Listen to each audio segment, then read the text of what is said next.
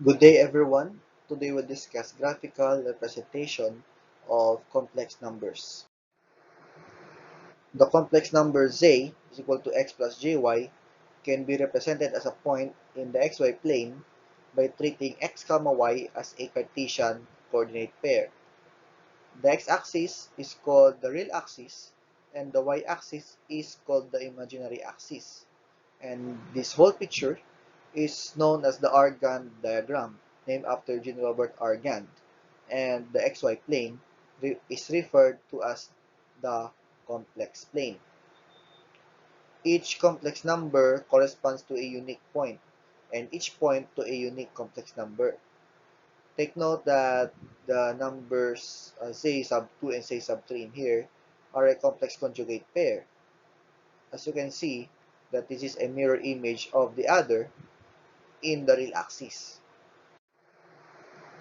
The distance from the origin to the point that is called the modulus of the complex number, and often written as the absolute value of z.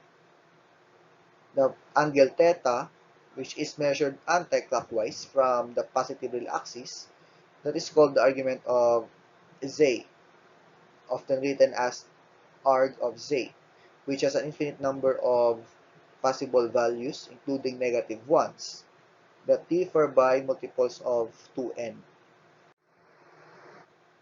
If we define the angle theta to be in the range negative 180 degrees up to 180 degrees, or in regions that is negative pi to pi, we call it the principal value of argument z, denoted by capital A, then Rg of z. It can be seen from this figure that x is equal to r cosine theta and y is equal to r sine theta. We have the relationships r squared is equal to x squared plus y squared, and tangent theta is y over x. We have derived these various relationships using concepts in trigonometry. And the values of theta can be determined from the equation tangent theta is equal to y over x, where the quadrant containing the point corresponding to z must be specified. Take note that argument of z is equal to the principal value of your argument, z, plus 360 times n, where n is equal to 0, plus or minus 1, and then plus or minus 2, and so on, when z is a negative real number.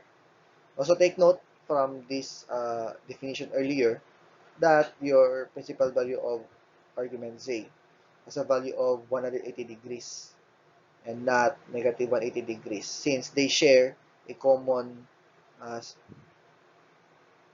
common value of angle. So we have value of 180 degrees instead of the negative 180 degrees. In determining the value of theta, we must be careful to calculate the correct angle, since two angles in the given range share each value of tangent theta, like in the case of your 180 degrees and negative 180 degrees. We use 180 degrees. And using the polar form, we can write z is equal to r cosine theta plus j times r sine theta, or that is z is equal to r bar angle theta. The complex conjugate of z can be written as z bar, or that is complex conjugate, that's equal to r bar angle negative theta. In obtaining your complex conjugate, we just change the value, or we just change the sign of your uh, argument theta. Example, express 1 minus j squared of 3 in polar form. For solution, with x is equal to 1 and y is equal to negative square root of 3, we obtain r is equal to square root of 1 squared plus negative square root of 3 squared, that is equal to 2. And if we plot your 1 minus j square root of 3 in the Argand diagram, we have 1 for the x, and for y, we have negative square root of 3. It is approximately negative 1.732.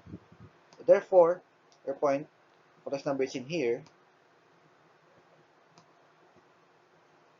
So that is in the fourth quadrant. Since that lies in the fourth quadrant, your theta is arctangent of negative square root of 3 over 1. That is negative 60. So we have obtained negative 16 here for theta. So therefore, the polar form of the complex number is 2 bar angle negative 60.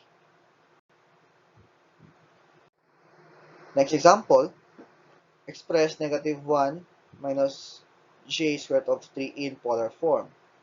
For solution with x is equal to negative 1 and y is equal to negative square root of 3, we obtain r is equal to square root of negative 1 squared plus negative square root of 3 squared, that is equal to 2. And solving for the argument, we have theta is equal to arctangent of negative square root of 3 over negative 1, that is equal to 60. And then plotting this on the Argand diagram, we have x is equal to negative 1 and your y is equal to negative square root of 3. It's approximately negative 1.732. We have in here. So your complex number lies on the third quadrant. And your 60 is in here. This is 60. The value over theta in here is 60. And since that lies on the third quadrant, we need to obtain the value over theta from the positive Brill axis, okay, up to your uh, to your to this line. So we need to find this angle. So to do that, we have 180 degrees, okay, or that is 60 minus your negative or minus 180 degrees. So we have negative 120 degrees.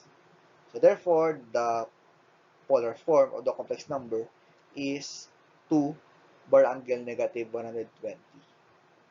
That ends our lesson on graphical representation of complex numbers. Thank you.